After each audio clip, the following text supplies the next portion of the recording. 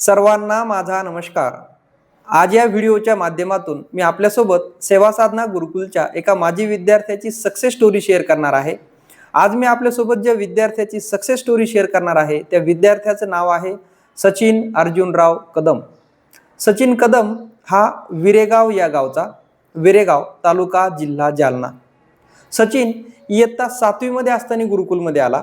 इयत्ता 7वी, 8वी, 9वी, 10वी असे 4 वर्ष सचिन गुरुकुलमध्ये होता, म्हणजे शैक्षणिक वर्ष 2015, 16, 17, 18।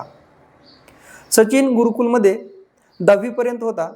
10वीला सचिनने 74% मार्क्स मिळवले, 74% आणि 74% मार्क्स मिळवून सचिन गुरुकुलमधून पास आउट झाला। 10वी नंतर सचिनने 12वी त्याच्या गावाकडे पूर्ण केली आणि 12वीला सचिनने 69% मार्क्स मिळवले, 69%।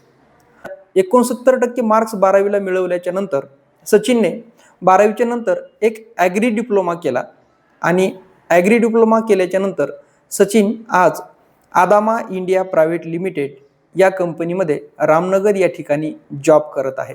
या कंपनीमध्ये सचिनला चांगला पगार मिळत आहे, म्हणजे सचिन आज त्याच्या जीवनामध्ये सक्सेस झालेला आहे।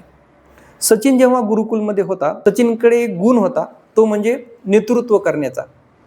महापुरुषांची जयंती, पुण्यतिथी असे कार्यक्रम असले की सचिन त्या कार्यक्रमांचं आयोजन करायचा। महापुरुषांच्या जयंतीला सचिन जनरल नॉलेजच्या परीक्षेचं आयोजन स्वतः करायचा आणि त्या परीक्षेमध्ये पहिला येणारा विद्यार्थी, दुसरा येणारा विद्यार्थी, तिसरा येणारा विद्यार्थी या विद्यार्थ्यांना सचिन स्वतः बक्षीस द्यायचा।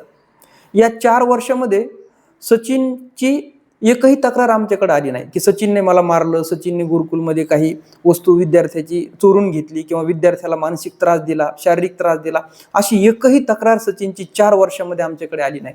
म्हणजे सचिन हा शिक्षक जसा विचार करतात तसा विचार करायचा आणि गुरुकुलमधल्या छोट्या छोट्या मुलांना तो हँडल करायचा, मुलांसोबत तो रमायचा आणि मुलांचे खेळ घ्यायचा।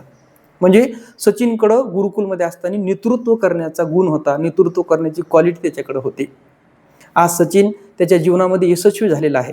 सचिनची विशेषता आणखी एक अशी आहे की तो स्वतःच्या घरी राहून जॉब करतो, म्हणजे घरी आईवडिलांसोबत सुद्धा राहता येतं, गावातील मित्रांसोबत राहता येतं, शेतीकडे लक्ष देता येतं आणि जॉब सुद्धा करता येतो।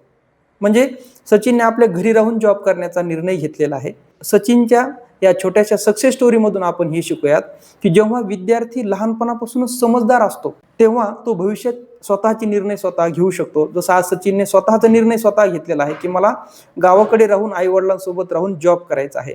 आज सचिनला चांगला पगार मिळत आहे। सचिनच्या पुढील आयुष्यासाठी मी सेवा साधना गुरुकुलाकडून सचिनला खूप खूप शुभेच्छा देतो आणि या ठिकाणी थांबतो। धन्यवाद।